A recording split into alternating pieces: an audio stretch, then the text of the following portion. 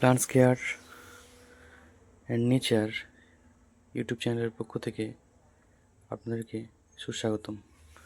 বন্ধুরা, আজকে ক্যাকটাসের একটা অংশ আমি এখানে পটিং করে দেখাচ্ছি। দেখুন, এই ক্যাকটাসের একটা অংশ আমি এখান থেকে নিয়েছি এবং সেটা এটাকে পটিং করা হবে।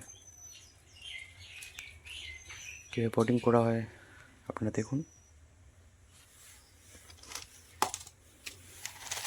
প্রথমে কিছুটা সিন্ডার ঢেলে নিলাম।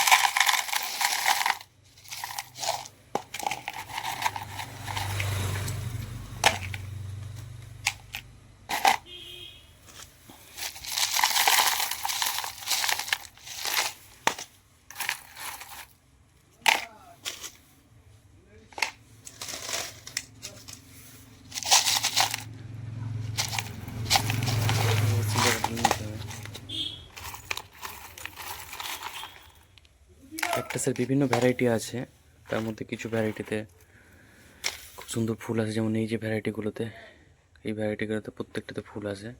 এই যে এটাতে একটা ইয়েলো কালারের ফুল আছে।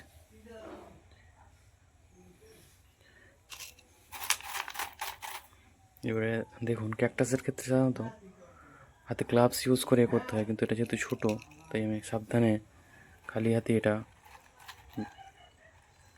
বসাচ্ছি। দেখুন,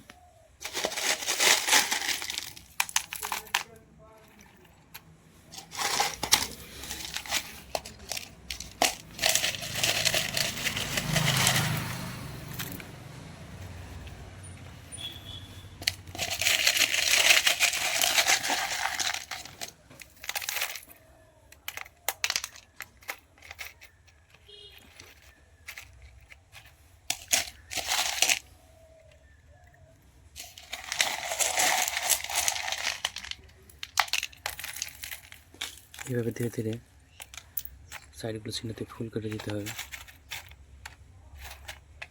ক্যাকটাসের পরিচর্যার ক্ষেত্রে বলা যেতে পারে যে ফাঙ্গিসাইড ইউজ করতে হবে। মোটামুটি 10 বা 15 দিন অন্তর অন্তর একবার করে ব্যাভিস্টিন, অ্যামিস্টার বা অ্যামিস্টার টপ জাতীয় ফাঙ্গিসাইড ইউজ করতে হবে। আর জল খুব কম পরিমাণে দিতে হবে। জল খুব কম পরিমাণে ক্যাকটাসে দিতে হবে। সপ্তাহে একবার, মোটামুটি একবার দিলেই হয়ে যায়। আর সার ইউজ করার বলতে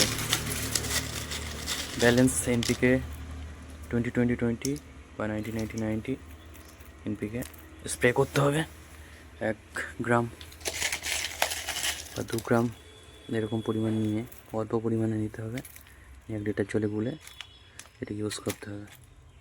আর ফাঙ্গিসাইডের ক্ষেত্রে তাই, ফাঙ্গিসাইড স্প্রে করতে হবে। লিটারে 2 গ্রাম মতন নিয়ে স্প্রে করতে হবে, 2 গ্রাম অনুপাতে।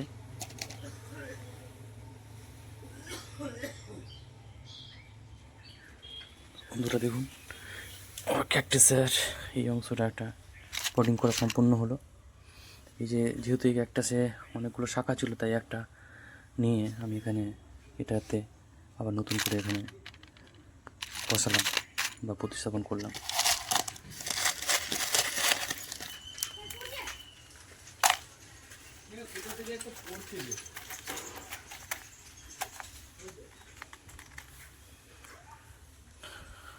তো বন্ধুরা, আজ পর্যন্ত আজকে ভিডিওটা এখানেই শেষ করছি। পরবর্তীতে কোনো ভালো কোনো ভিডিও নিয়ে আপনার সঙ্গে আবার উপস্থিত হব। নমস্কার বন্ধুরা, সবাই ভালো থাকবেন, সুস্থ থাকবেন। আজকে এখানেই শেষ করব।